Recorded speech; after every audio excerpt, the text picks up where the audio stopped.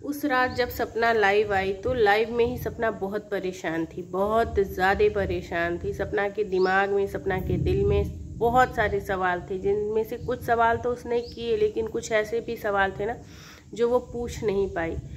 लेकिन उस लाइव के बाद ऐसा क्या हुआ है कि सपना की उसके बाद कोई भी वीडियो नहीं आई। जो वीडियो आई भी, जो एक व्लॉग आया भी कि आप सब पूछते हो मैं इतना परेशान क्यों रहती हूँ, उसमें जितनी भी क्लिप्स थी ना सब डे बिफोर लाइव की थी।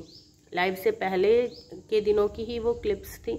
लाइव के बाद की कोई भी वीडियो हमारे पास अभी तक नहीं आई है, हम सबके साथ सपना ने शेयर नहीं किया है। तो पहला सवाल तो ये है कि कैसी है सपना, क्योंकि जो डे बिफोर की भी जो वीडियोस थी उसमें सपना की तबीयत कहीं से भी सही नहीं दिख रही थी। सपना की तबीयत अच्छी नहीं है और ऊपर से सपना के ऊपर इतना दिमागी प्रेशर है। जो भी पड़ोसी ने चैनल खोल रखा है ना, सपना को उस चीज़ से दिक्कत नहीं कि पड़ोसी ने चैनल खोला है, सपना को दिक्कत इस चीज़ से है कि पड़ोसी भी उसे डिफेम करने पे ही लगा हुआ है। पड़ोसी को भी ये चीज़ें अच्छी लग रही हैं कि सपना को नेगेटिव बातें बोली जा रही हैं। एक तरफ तो पड़ोसी ये बोल रहा है कि आप सपना के लिए गलत बातें ना बोलो, लेकिन जब जो सपना के लिए गलत बातें बोल रहे हैं उनको हर्ट भी दे रहा है, उनको लाइक भी दे रहा है। तो चीज़ों परेशानियां ना ये हैं।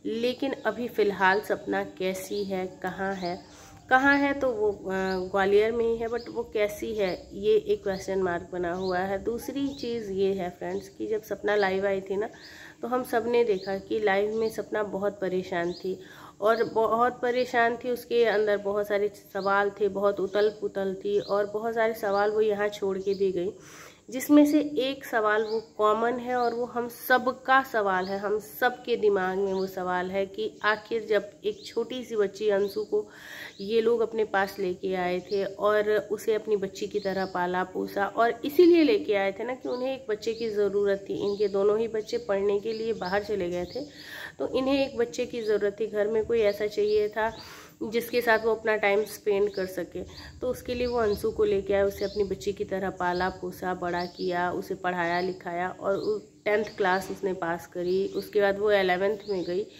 सडनली अंशु से ऐसी कौन सी गलती हुई? देखो, सपना की गलती अगर आप दिखाने पे आओ ना तो हम एक बार को मान भी सकते हैं कि हाँ, सपना ने बहुत सारी ऐसी बातें सोशल मीडिया पे शेयर करी हैं जिसकी वजह से कि उस परिवार की इज्जत खराब हो सकती है, जिसकी वजह से कि ये हो सकता है कि इनकी सालों की बनी बनाई जो इज्जत है, जो मेहनत है, जिसके लिए इन्होंने अपने दूसरे बेटे से भी सपना की शादी की कि वो राज ही रहे, उस राज से पर्दा उठ सकता है। शायद अगर आगे सपना वीडियोस शेयर करे, सपना उन चीज़ों को शेयर करे तो उस राज से पर्दा उठ सकता है। लेकिन अंशु ने ऐसा क्या किया था कि अंशु की पूरी लाइफ के साथ 1 मिनट में पूरी लाइफ को बदल दिया गया अंशु के इस साल बोर्ड के एग्ज़ाम्स थे और स्कूल चेंज होने से इफ़ेक्ट पड़ता है। यहाँ तो बच्चे का पूरा बोर्ड ही चेंज हो गया।